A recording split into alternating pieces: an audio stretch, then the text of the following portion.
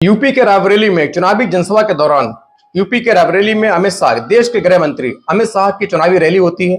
उस रैली में एक पत्रकार को चुनावी जनसभा के दौरान एक पत्रकार ने सत्ता पक्ष से बेरोजगारी, महंगाई के मुद्दे पर सवाल पूछा, तो जो कार्यकर्ता थे, बीजेपी के कार्यकर्ता इतना भड़क गए, इतना चिढ़ गए कि उस पत्रकार को धक्के मारते हुए, लातों से, घूसे से धक्के मारते हुए सीधे जो जनसभा स्थल है उससे बाहर ले आते हैं। उसकी इतनी पिटाई करते हैं कि उसके हाथों में, पैरों में, पसलियों में गंभीर चोटें आती हैं। वो लगातार रहम की भीख मांग रहा था, बचने की अपनी गुहार लगा रहा था, छोड़ने की गुहार लगा रहा था, लेकिन ये पत्रकार, जो कार्यकर्ता ग्रुप है, उल्टे उसकी भीख पर रहम देने की बजाय उस पर सीधे लातों से, घूंसों से हमले कर रहा था, पीट रहा था। काफी देर तक पत्रकार को पीटते रहे।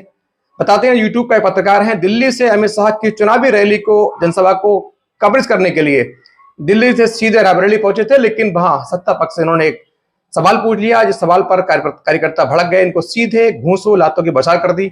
इनको पकड़कर धक्के मारते हुए जनसभा स्थल से बाहर ले गए, वहां पीटा। उसके बाद कई लोगों ने इनको देखा तो बचाया, सीधे अस्पताल पहुंचाया। गंभीर हालत को देखते हुए सरकार, जो डॉक्टर हैं, उन्होंने इनको जिला अस्पताल रेफर कर दिया।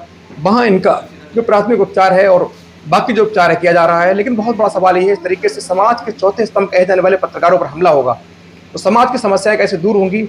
जिस सरकार ने सत्ता में आने से पहले जो वादे किए थे, उन पर सवाल पूछना क्या कोई गुनाह है? इस तरीके से जो पत्रकार सवाल नहीं पूछेंगे, समाज का चौथा स्तंभ है, समाज का आईना होता है, दर्पण होता है।